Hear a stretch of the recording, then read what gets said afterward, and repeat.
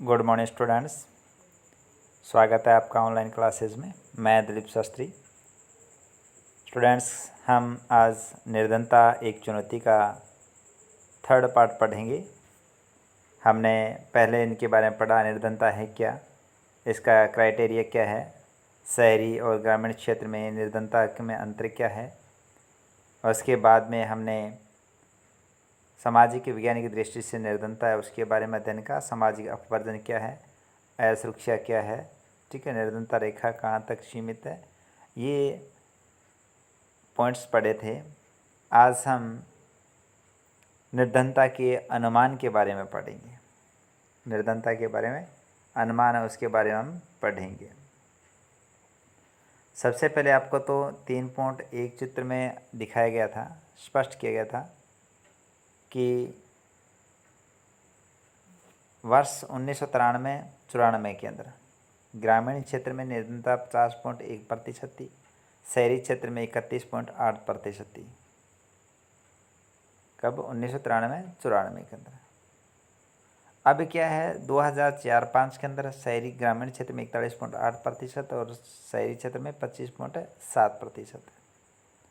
उसके बाद में है 2011-12 के अंदर 2011-12 के अंदर ग्रामीण क्षेत्र में 25.7% है और शहरी क्षेत्र में 13.7% है। इसका मतलब ये सीधा सा है कि निर्धनता है धीरे धीरे कम होती जा रही है, यानी धीरे धीरे कम होती जा रही है, क्योंकि राज्य सरकार, केंद्र सरकार कुछ ऐसे योजनाएं लेकर आते हैं जिसके कारण से हर एक गरीब व्यक्ति को लाभान्वित करते हैं।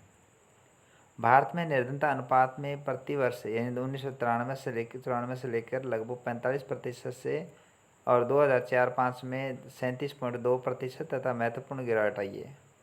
वर्ष 2011-12 के निर्धनता रेखा के नीचे के निर्धनों का अनुपात और भी गिर गया, 21.9% रह गया। यदि ये प्रवृत्ति रही तो अगले कुछ वर्षों में निर्धनता रेखा के नीचे के लोग की संख्या 21.9% भी नीचे आ जाएगी। यद्यपि निर्धनता रेखा से नीचे रहने वाले लोगों का प्रतिशत पूर्व के दो दशकों यानी 1973 और 1993 के बीच में गिरा है। निर्धन लोगों की संख्या क्या है, 2004-05 में 407.1 मिलियन से गिरकर 269.3 मिलियन रह गई।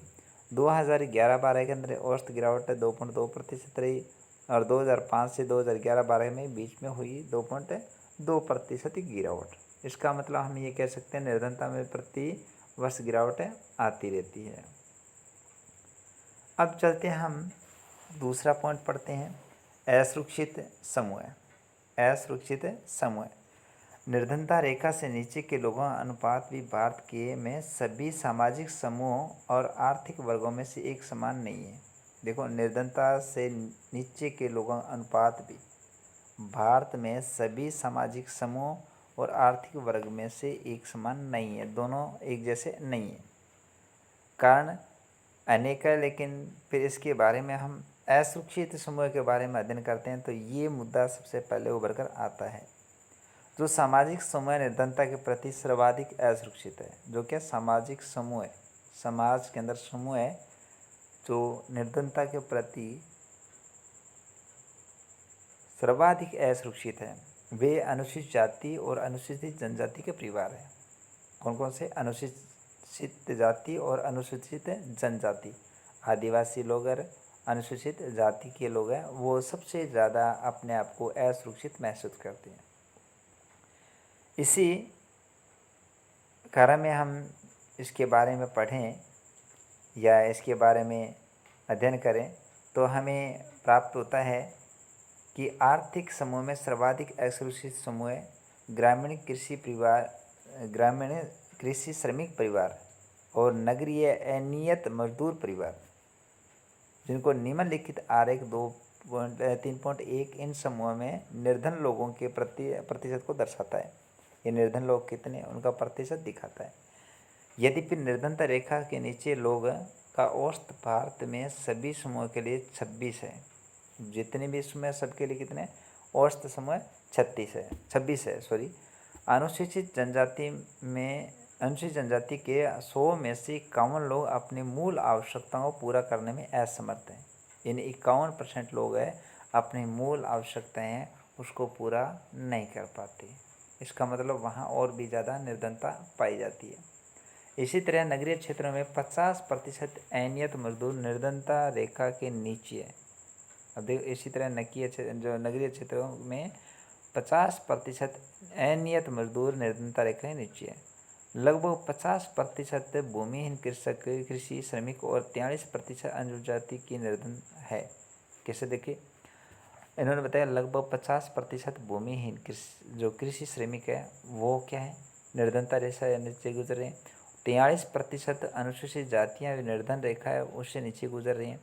अनुसूचित जाति व अनुसूचित जनजाति के सामाजिक रूप में सुविधा वंचित सामाजिक समूह का भूमिहीन अनियत दिहाड़ी जो नियमित दिहाड़ी नहीं करता हो श्रमिक होना उसकी दोहरी असुविधा की समस्या की गंभीरता को दर्शाता है। अनुसूचित जाति और अनुसूचित जनजाति ये सामाजिक रूप से सुविधा वंचित हैं, इनको सुविधा इतनी नहीं मिल रही, जिसके कारण से कुछ उनमें से भूमिहीन अनियत दिहाड़ी जो भूमिहीन है और प्रतिदिन जिनको दिहाड़ी नहीं मिलती उनकी दोहरी असुविधा है उसकी समस्या की गंभीरता को दर्शाता है। यानी दोहरी उसकी असुविधा मानी जाती है क्योंकि ये एक समस्या एक ऐसी है, इन्हें निर्धनता इतनी बड़ी समस्या है जिसके कारण से व्यक्ति विशेष समाज और एक परिवार उभर कर सामने नहीं आ सकता, यानी उभर कर निर्धनता रेखा से बाहर नहीं जा रहा। इसके कई कारण हैं क्योंकि एक तो सबसे बड़ी बेरोजगारी है। बेरोजगारी इतनी बढ़ती जा रही है कि लोग क्या अपनी आवश्यकता की सामग्री है उसको भी नहीं जुटा पाते। मजदूरी करने वाला एक दिहाड़ी करने वाला एक श्रमिक होता है, वो किस प्रकार से अपना जीवन यापन करता है, किस प्रकार से अपने परिवार के संचालन करता है, ये सारी की सारी उसे असुविधा जो संगत है उसको अंदर घेरे रखती है। हाल ही के कुछ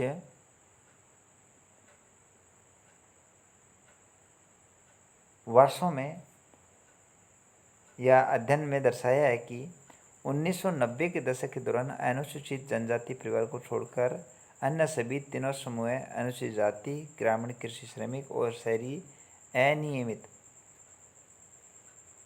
जो मजदूर परिवार है उसमें निर्धनता में कमी आई है। यानी केवल आदिवासियों को छोड़ करके अनुसूचित जाति, ग्रामीण कृषक, श्रमिक और शहरी अनियमित मजदूर परिवार में निर्धनता में कमी आई है।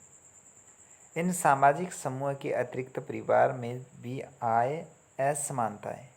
इन सामाजिक समूह की बात करें तो परिवार में भी आय के असमानता पाई जाती है। निर्धन परिवार में सभी लोगों को कठिनाइयों का सामना करना पड़ता है। निर्धन लोग हैं उनको हर एक जो कठिनाई है उसका सामना करके ही आगे बढ़ना पड़ता है।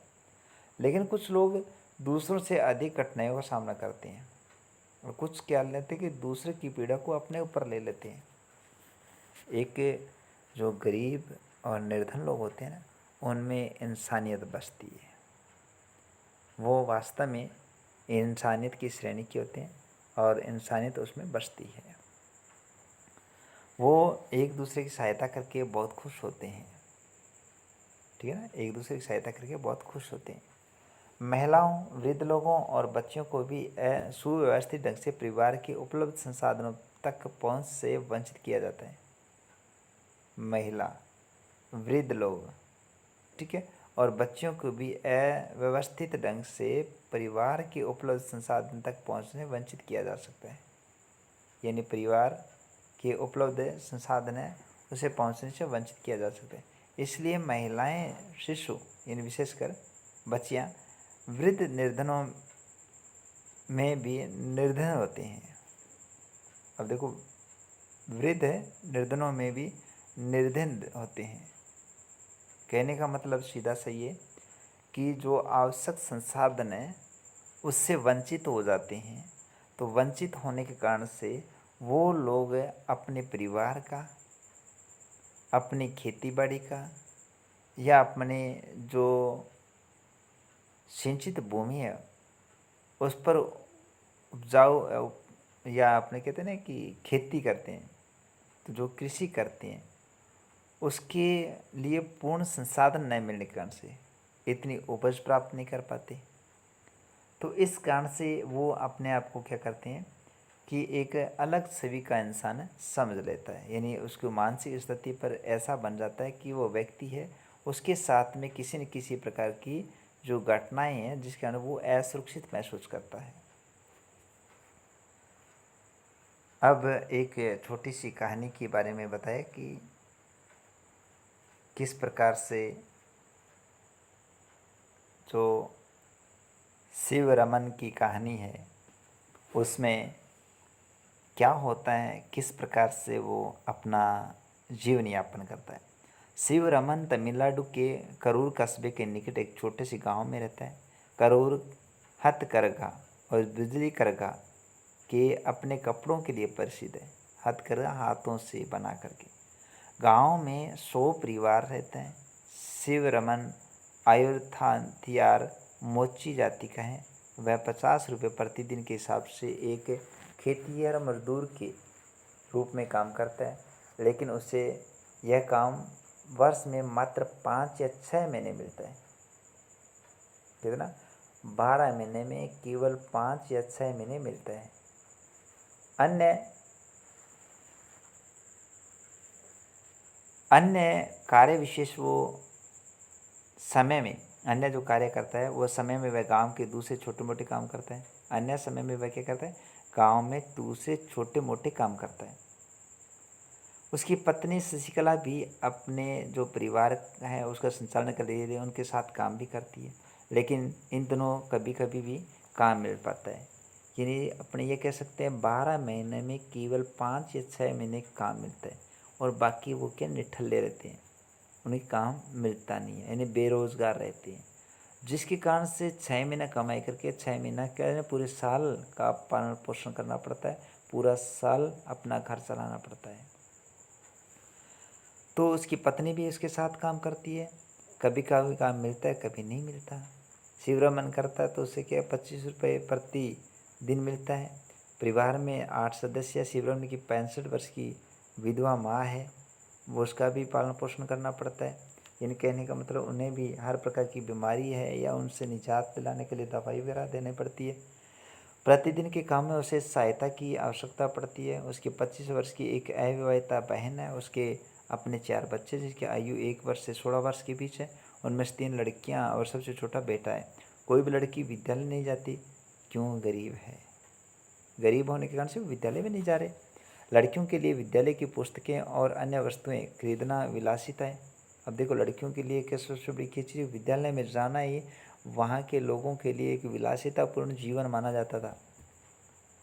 पुस्तकें या वस्तु खरीद लेते तो ऐसा होता है ऐसो आराम की ज़िंदगी जी रहे। इसके बीच में बाहर, इसके बीच में हम देखें तो ये चीज़ों से बाहर रहते थे। इसके बस में सब कुछ बाहर था। किनके बस में? उसके जो शिव रमन है उसके बस से बाहर था। फिर भी एक दिन उसकी शादी भी करनी है, इसलिए वह कभी कभी उसकी शीशा पर खर्च नहीं करना चाहता था कि उसकी शादी करेंगे तो पैसों की आवश्यकता पड़ेगी, और यदि हमने अभी इनका पैसों की जो कह सकते हैं कि इन पर लगा दिया तो उनकी शादी कैसे करेंगे। उनकी माँ की एक जीने की कोई इच्छा नहीं है, वह मृत्यु की प्रतीक्षा कर रही है क्योंकि काफ़ी बीमार होने के कारण से वो काफ़ी परेशान होती थी, दुखी थी। उसकी बहन और सबसे बड़ी लड़की घर का काम करती थी। शिवरमन अपने बेटे को बड़ा होने पर विद्यालय भेजना चाहता है। उसकी अविवाहिता बहन की उसकी पत्नी के साथ नहीं बनती। शशिकला उसे एक बोझ समझती है।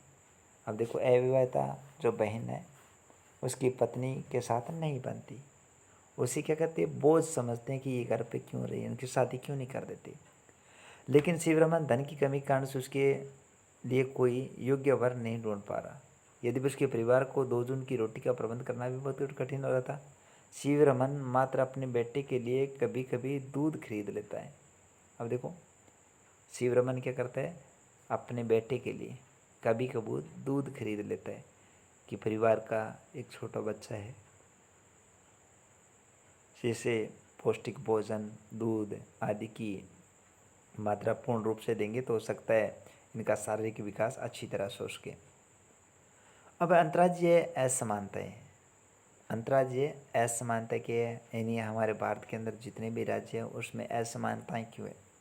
भारत में निर्धनता का एक और बड़ा पहलू या आयाम है। प्रत्येक राज्य विशेष है उसमें निर्धन लोगों का उनका अनुपात समान नहीं है। यद्यपि 1970 के दशक में प्रारंभ में राज्य स्तरीय निर्धनता से सुदीर्घकालीन कमी हुई है। निर्धनता कम करने में सफलता की दर विभिन्न जो स्थिति विशेष है या विभिन्न राज्य में अलग अलग है। 2011-12 में निर्धनता का अनुपात 22% है। कुछ राज्य जैसे मध्य प्रदेश, असम, उत्तर प्रदेश, बिहार, उड़ीसा में निर्धनता अनुपात राष्ट्रीय अनुपात से ज़्यादा है। जहाँ भारत में निर्धनता अनुपात है ना, उससे कहीं ज़्यादा अनुपात इनमें मिलेगा। जैसे आरेख 2.3 में दर्शाता है कि बिहार, उड़ीसा क्रमशः 33.7 और 32.6% निर्धनता औसत के साथ दो सर्वाधिक निर्धन राज्य बने गए। कौन कौन से राज्य? एक तो बिहार और एक दूसरा उड़ीसा। बिहार में तो हमेशा गरीबी है और गरीबी के कारण से इनके जो प्रतिशतता है वो सबसे ऊपर है। अभी क्या है, उत्तर प्रदेश में ग्रामीण निर्धनता के साथ साथ नगरीय निर्धनता भी अधिक है। उत्तर प्रदेश में ग्रामीण निर्धनता तो है ही, लेकिन नगरीय निर्धनता भी अधिक है। इसकी तुलना में केरल, जम्मू कश्मीर, आंध्र प्रदेश, तमिलनाडु, गुजरात, पश्चिम बंगाल में निर्धनता में उल्लेखनीय गिरावट आई है।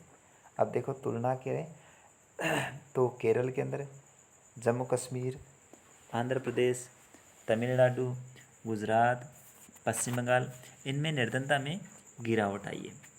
पंजाब, हरियाणा जैसे राज्य उच्च कृषि वृद्धि दर से निर्धनता कम करने में परंपरागत रूप से सफल हुए। अब पंजाब और जो हरियाणा है वहाँ क्या उचित कृषि हुई है, अच्छी कृषि है। खेती करने का तरीका उनका वो अलग था, तकनीकी सिस्टम से खेती करते थे, जिसके कारण से क्या हुआ था कि उनमें निर्धनता कम हो गई, यानी गिरावट आई। अब हम यही भी कह सकते हैं कि जहाँ अच्छी तकनीकी है और सरकारी योजनाएं हैं, पढ़े लिखे लोग हैं, तो वहाँ क्या होगा कि निर्धनता है वो धीरे धीरे कम होती जाएगी। मानव संसाधन विकास पर अधिक ध्यान दिया। केरल ने किस पर ध्यान दिया? मानव संसाधन विकास पर अधिक ध्यान दिया। पश्चिम बंगाल में भूमि सुधार उपायों में निर्धनता कम करने में सहायता मिली। पश्चिम बंगाल में किस भूमि सुधार उपायों से निर्धनता कम करने की सहायता मिली। तो ये जो पंजाब और हरियाणा है वो अपने कृषि विशेष है उस पर भी अच्छा ध्यान दिया, और कृषि विशेष पर अच्छा ध्यान देने के कारण से यहाँ जो लोगों में निर्धनता थी उसको कम करने में कामयाब हुए। केरल जिसने मानव संसाधन विकास है उस पर अधिक ध्यान दिया। पश्चिम बंगाल में भूमि सुधार उपायों निर्धनता से कम करने में सहायता मिली। आंध्र प्रदेश और तमिलनाडु में अनाज का सर्वाधिक, ठीक है ना, अनाज का सर्वाधिक उत्पादन करने के साथ साथ सार्वजनिक वितरण में सुधार का कारण हो सकता है। भी अनाज का जो उत्पादन है वो काफ़ी बढ़ाया और सार्वजनिक वितरण में सुधार का कारण भी सबसे बड़ा माना जाता है। अब विश्व की निर्धनता के बारे में हम पढ़ें कि विश्व के अंदर निर्धनता किस प्रकार से है। WHO है वो क्या परिभाषा देता है? WHO वो क्या परिभाषा देता है? तो कहता है विकासशील देश में अत्यधिक आर्थिक निर्धनता, आर्थिक निर्धनता है वो विश्व बैंक की परिभाषा के अनुसार प्रतिदिन $1.25 से कम पर जीवन निर्वाह करने वाला का अनुपात 1990 में 43% से गिर करके 2008 में 22% हो गया। एक व्यक्ति प्रतिदिन 1.25 से कम पर जीवन निर्वाह कर रहा है, प्रति डॉलर कितना? 1.25 से कम जीवन यापन कर रहा है, यानी $1.25 से भी कम कमाता है, तो वो क्या है, इस निर्धनता की श्रेणी में आता है। वृहद क्षेत्रीय भिन्नताएं पाई जाती है। यहाँ क्या है, जहाँ देखने को मिलेगा, आपको कल ही पढ़ा था ना, भारत के अंदर रोटी कपड़ा और मकान नहीं मिलता ना, तो वो निर्धन रेखा के क्षेत्र में आता है। लेकिन अमेरिका में जिसके पास गाड़ी नहीं है ना, 4 व्हीलर नहीं है, तो इसका मतलब क्या है, आप निर्धन हो। क्या हो, निर्धन। अलग अलग देशों की अलग अलग सोच, अलग अलग स्थिति होती है। अब क्या है, मानव संसाधन विकास में वृहद निवेश के कारण चीन और दक्षिण पूर्वी एशिया के देशों में निर्धनता का विशेष कमी है। अब निवेश करते हैं ना, तो इसमें क्या होगा कि निर्धनता है उसमें भी कमी आएगी। दक्षिण पूर्व एशिया के देशों में निर्धनता की विशेष कमी है। चीन में निर्धनों की संख्या 1981 में 85% घटकर 2008 में 14% होगी। 85 से 14% होगी। इसने बहुत आगे काम किए, बहुत आगे काम किए। 2011 में प्रतिशत 6% रह गई थी। दक्षिणी एशिया के देशों जैसे पाकिस्तान है, नेपाल है, बांग्लादेश है, भूटान है, भारत है, में निर्धनता में गिरावट इतनी तीव्र नहीं है। इन सब के निर्धनता के बारे में देखा जाए तो इतनी ज़्यादा सक्रिय नहीं हुए और गिरावट भी ज़्यादा नहीं हुई। निर्धनों के प्रतिशत में गिरावट के बावजूद निर्धनों की संख्या में थोड़ी ही कमी आई है, जो 1981 में 61% से घटकर के 2008 में 36% हो गई है। अब गिरावट देखिए 1981 में और 2008 में, दोनों में देखें तुलना करोगे तो आपको काफ़ी अंतर मिलेगा। भिन्न निर्धनता रेखा परिभाषा के कारण भारत में भी निर्धनता राष्ट्रीय अनुमान से भी अधिक है, अनुमान से भी अधिक है। अब ये देखिए एक डायग्राम सा दिया है। भारत में चुनिंदा राज्य में निर्धनता के अनुपात कितने कितने हैं। बिहार में 33.7 है। अब हम चलते हैं राजस्थान का, देखते हैं किसका देखते हैं, राजस्थान का देखते हैं। राजस्थान में क्या है, अब देखो उड़ीसा है, असम है, मध्य प्रदेश, उत्तर प्रदेश, भारत, कर्नाटक, पश्चिम बंगाल, महाराष्ट्र, गुजरात, राजस्थान। राजस्थान में 14.7% है। कितना है, 14.7% है।